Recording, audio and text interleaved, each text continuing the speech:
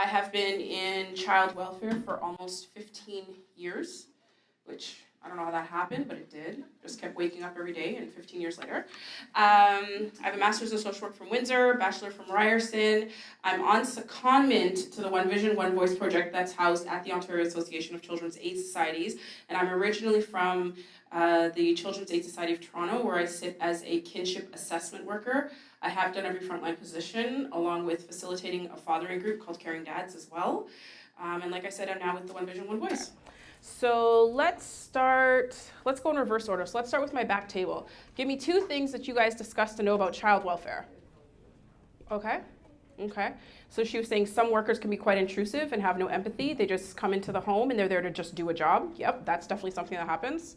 What else do we have from your table? Yes. So once a child's been removed from the home, there is a breakdown of the family unit and it affects the whole family.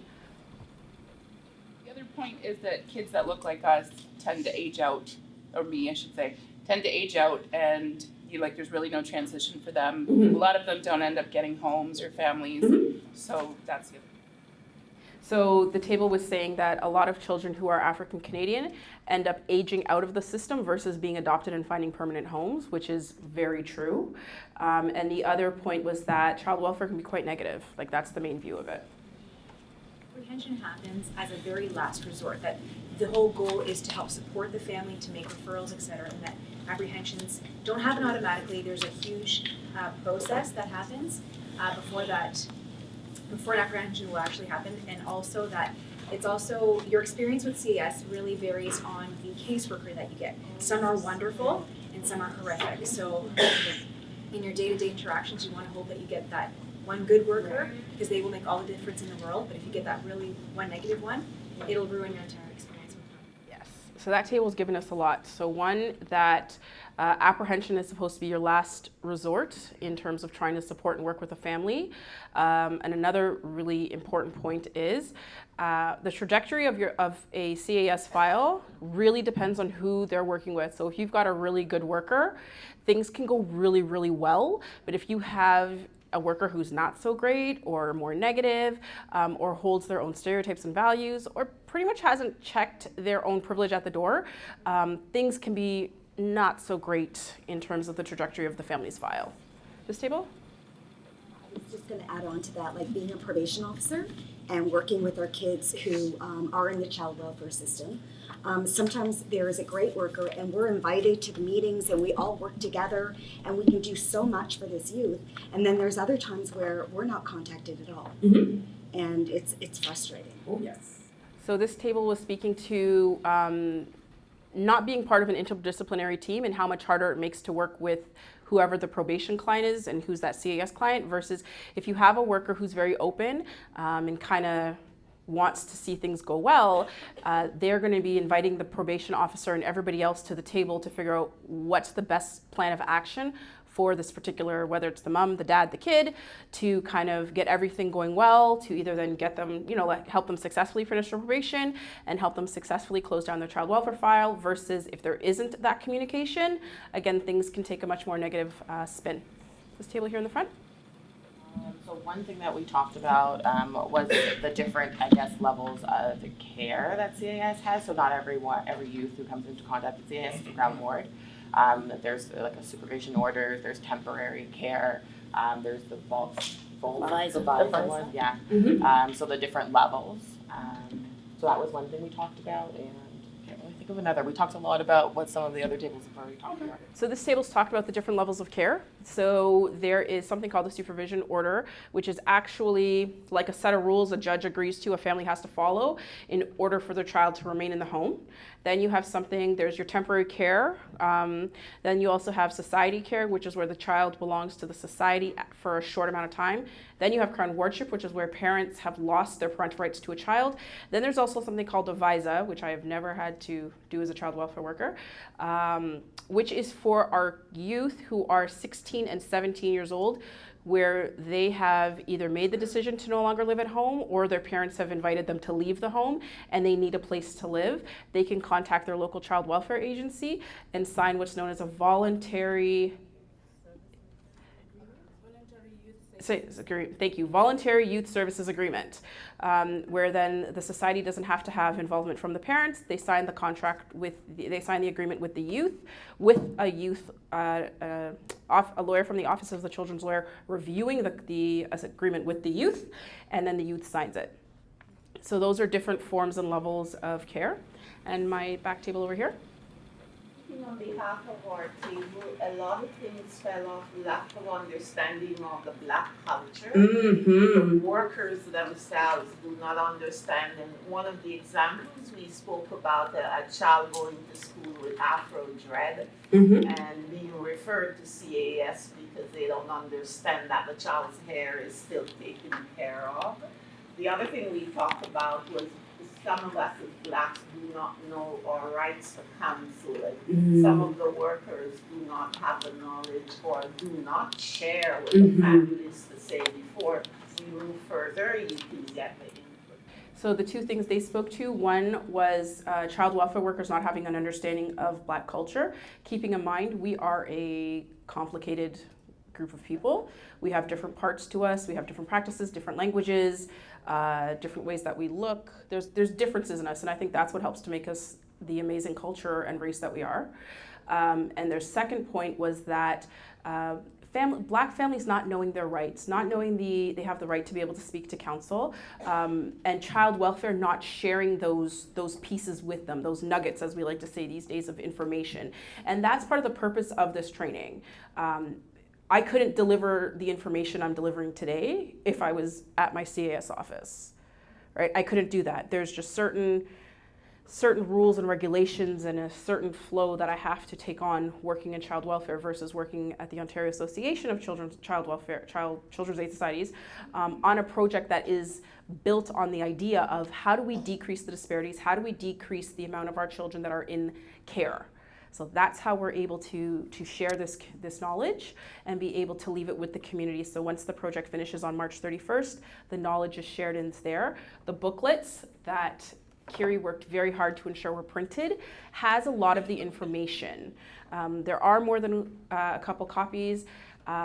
Yes, you can email to ask to have some more sent out to your agency. We cannot send out like huge bulk copies of them just because of funding costs, but that a lot of the information that we'll be speaking about today is in these. So please walk with these, use them, share them, because they're super important. There are, I believe, some note pages at the back, so you can take some notes about the different things that we're discussing today. My last back table over there, please. And a lot of what we spoke about kind of been said about how a lot of people know about the child welfare system are bad things, and those bad ideas about those bad understandings, beliefs have been earned by the system and by the institution. And then we also talked about how often child welfare workers that we have been in contact with often are on to the next one. They just want to get in and get out a lot of the time. Okay, so sharing that, a lot of what's heard about child welfare could be quite bad, and also that child welfare kind of moves in and out quite quickly. It's kind of like, okay, I've dealt with this one, let's move on to the next one, which I think is something that a lot of our social services end up in, because we have things like funding, we have things, our caseloads, the amount of work that comes on a particular family. I think all those kind of pieces come into play for that. And our last front table over here, please. So what our table talked about was kind of mentioned earlier about all the other table discussions, but we found that CAS might necessarily, they take children away from their families, and at the end of the day that kind of ruins the dynamic of that family, because you might not be able to reconnect and kind of better that situation. And then because of that suspicion, we feel like a lot of the youth that age out of CAS care might develop at-risk behaviors or be more at risk because of the fact that they age out. But on the other hand, when you do have committed workers, you do see great work done by the CAS, and the only fault we can see with that is that the discretion used to choose CAS workers. Right? As you mentioned, that some people just do it for the check and just on to the next one. When you have a caseworker like that, you kind of rehabilitate the purpose of CAS. So with the selection process, I feel like they should choose more empathetic workers. Okay. Did everybody hear what he said? No, okay. So he spoke to what some of the other groups spoke to in terms of the family dynamics being broken when children come into care, and even if those children return home, the dynamics are never the same. Like there's definitely been a cut in the cloth of that family, and you can't sew it back up and everything's gonna line back up. That's fair enough to say.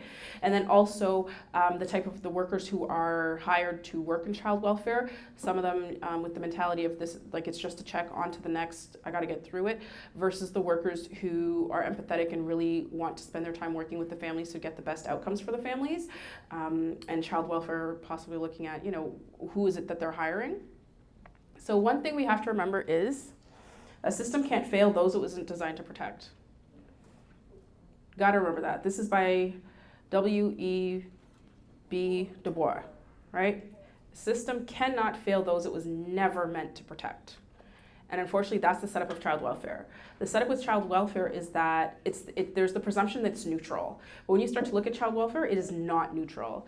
Child welfare was originally put in place for unwed mothers and for children in poverty. Okay, so at the time that it was created, which was about 150 years ago, those were the two main concerns. It didn't look at how stereotypes of individuals played part.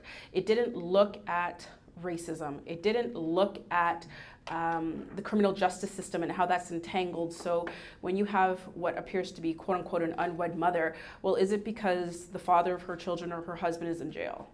That's not something that comes into play if you're thinking about a system that is for unwed mothers and for children in poverty, if you don't put a lens of color on it. Because when you then put on African Canadian families, and then your unwed mother and the other different intersectionalities, you then start to see how, oh, this system is not set up for them. This system is not set up to help these families. Like again, there are workers out there who do try to work within their parameters to help families, but it is not, there's no neutrality in child welfare. When you look at everything, and when you look at the way when you look at the rights and you look at who in our society now is entangled with child welfare, you can see that there's more than just being poor as to why child welfare is at your door. Or there's more than just, oh, we think your child's not safe. Well, why do you think the child's not safe? And then that's where things like assumptions come into play. That's where the colonialistic point of view, Eurocentric point of view, North American living, that's where all those pieces start to come into view when you're looking at the African Canadian family and in terms of how many African Canadian families are entangled in child welfare. Across this country, there's only 1 million Black people. And then like we said in the city of Toronto, there's 8% of the population is Black. 41% of the children sitting in care are Black. Somehow you end up being, was that 4 times, 5 times? 5, yeah, my math isn't very good, people. You end up being, as a Black child, you are 5 times more likely to end up in foster care or group home care than your white counterpart. Why? How? Because it's not that your parents are doing a worse job with you than the child who's sitting next to you in class. That does not happen. And it's not that we have the families that are living in what our affluent neighborhoods are. So Rosedale, Forest Hill. Oh, Mississauga Road, okay, here in Peel, because I don't know the nice areas here. But it's not that those parents who are in those affluent neighborhoods are doing a better job of caring for their children. But what do those parents look like? What do those families look like? Because I can guarantee they do not look like the majority of the individuals who are sitting in this room. And that somehow comes into play, and the question is, why does... The other thing that we noticed through this project as well is that if you're Black, it doesn't matter your socioeconomic status. It doesn't matter where you live. If you have your big house in Durham or Peel, you're still more likely to come into contact with Children's Aid, and your outcomes are still disparate as well. So, like Judy said, that neutrality does not apply to us regardless of our education level, our socioeconomic status.